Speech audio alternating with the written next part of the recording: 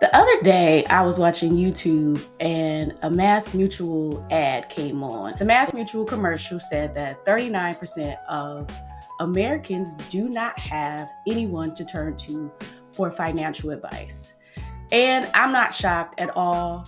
A lot of people I talk to about their finances, they either have no one to turn to or they want to turn to somebody and hand over their finances, which is not a good idea. Your money is a big part of your life in a capitalistic society. You should never want to turn that over to somebody. Let me ask you this. When it comes to bathing and washing yourself and staying clean and smelling good, would you ever outsource that to somebody?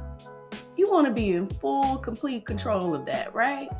That's how you should be about your finances. You should never want to turn that over to somebody completely, especially if you are not a rich person. Your finances shouldn't be that hard to manage. There are a lot of avenues for financial literacy. There are classes, there are workshops, webinars, of course, financial advisors. However, I think the easiest avenue to transforming your finances is through reading. Today, I'm going to show you 3 books that transformed my financial journey, and I think that they will benefit you as well. Now, you're probably thinking, well, girl, I don't know you. So let me introduce myself. I'm Tamika Cage. I have an 800 plus credit score. I am a 2-time homeowner. I paid off over $80,000 of student loan debt in like 6 years. And I have an over $600,000 net worth as of January 2025. So I always tell my daughter, don't take advice from anybody you don't want to switch places with. So if you're not impressed, you cut this video off. The first book we're going to cover today is Get Good with Money, 10 Steps to Becoming Financially Whole by Tiffany Aliche, aka The Budgetnista. So you should read this because this is a great beginner book into finances. Like the way she walks you through it, it's very simple, and she gives you her background and how she got to this point. So I'm a super fan of The Budgetnista. I've been following her for years, and I think that she is partly responsible for the transformation that I did financially. I think I first heard about her when she did an interview on one of my favorite podcasts, and I have just been following her and all her content. I have bought many of her books and resources and referred, her resources to other people I know who are also trying to get better with their finances. So, everything that she does, I love. Now, this is the book that I recommend you read first. It's a great beginner intro to financial literacy, but say you are in the middle of the road or maybe you're an expert, I think it's a great refresher or like a reminder, because finances is a journey. So where you may be great at finances one year, you may have one year, the next year you may fall off the wagon. So I think it's a great book to always go back to, but definitely something that you should read first. And do not skip the intro. I know most people go straight to the meat of a book. Do not skip the intro. She's going to walk you through her story, her journey, and you need to see that. You need to see that, or you need to read that for sure. Let's do a book breakdown. I pulled out my Kindle so I can walk you through the different chapters. So again, do not skip the intro. It's some very valuable information in there, and I think you need to read that in order to understand why her journey is so important and how she got into this space in the first place. But the first chapter is going to be about financial wholeness and what it means and how the rest of the book is going to go. And chapter 2 is going to start with the different parts of being financially whole. So it starts with budget building, then it talks about saving, digging out of debt, credit scores, increasing your income, which can be a big part of a financial journey. Investing, insurance, which is an overlooked piece of financial planning, net worth, which is my favorite, finance professionals, which when do you get into that space? That's later on into your journey. And then the last chapter is estate planning. So I think this is a great intro. It's an easy read, and it breaks down every subject in a way that anybody can digest, especially somebody in your position who came to this video in the first place. After you read this book, you should feel inspired and motivated to make a change in your finances. So if you are looking for that, if you feel defeated, if you don't know where to start, you should pick up this book.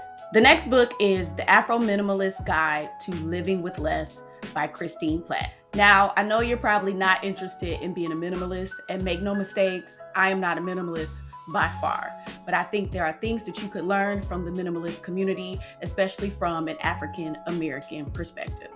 So I picked up this book, I think, because I read a lot of memoirs, and then I was also on a journey of trying to be more intentional with the things that I purchased. It's a great book to help you with lifestyle creep. A great part of the book is about how the author experienced lifestyle creep and the situations that it got her into.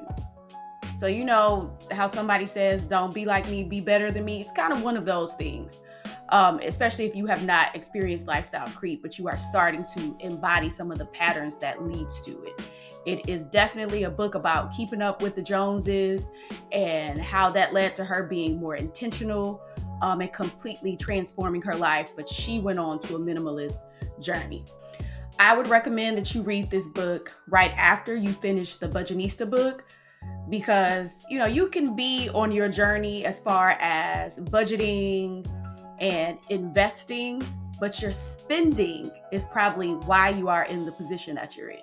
Like, a lot of people are like, I need to make more money. No, you need better habits. So I think that this book is a great way, like a great segue after the first book, to be like, okay, I know what I need to do, and then getting to the psychological part of why you spend the way you do. She breaks a lot of that down in the book. After you read this book, I think it will give you the same outcome that I got from it. It tends to push you to be more intentional about the purchases that you make.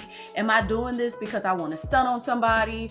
Am I doing this, because it makes me feel good? Or is this just a temporary fix?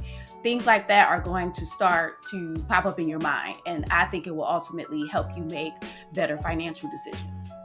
The third book is Cashing Out, Win the Wealth Game by Walking Away by Julian and Kirsten Saunders. They are also some of my favorite financial influencers. It's a married couple. Their handle on Instagram is Rich and Regular, and I love that. So why you should read this book. So if you are working or beginning to work, you will probably get into the groove of the 9 to 5, and eventually you may come to hate it or either understand that you are not going to work until you're 65. I know I am not waiting until I am old and decrepit to retire. Think about the lifespan of the average African American. After 65, you don't have a whole lot of years statistically out here, and you have worked like a dog all your life. I think I want to experience my money while I'm able to. So this is a big part of this book and the message that they're sending. I would not read this book until I was financially ready. Like, this is not a book to help you figure out the basics of your financial journey like the Budgetnista book. This is a book that you come to when you already have a good understanding of finances and you're on that path. Like, this is not for a person that's being caught by the bill collectors because you have bigger fish to fry. No shade, but this is for somebody who has a good handle of their finances. They're in the groove. They're paying their bills. They have some investments. They have a decent credit score. This is when you need to read this book. There are 2 parts to this book. In part 1, it's all about rethinking your mindset. So it taps into some of the same things as the minimalist book, but it ties it to finances. In the second part of the book, it's called The Daily Struggle. So it's going to walk you through different strategies to improve your money in order to walk away from the 9 to 5. After reading this book, you should feel confident in your ability to retire early. It won't feel like a daunting task. It won't feel like it's impossible. And I think that it's important to read these stories, even if you haven't made the decision yet, but you need to know that it's possible. And from a Black perspective.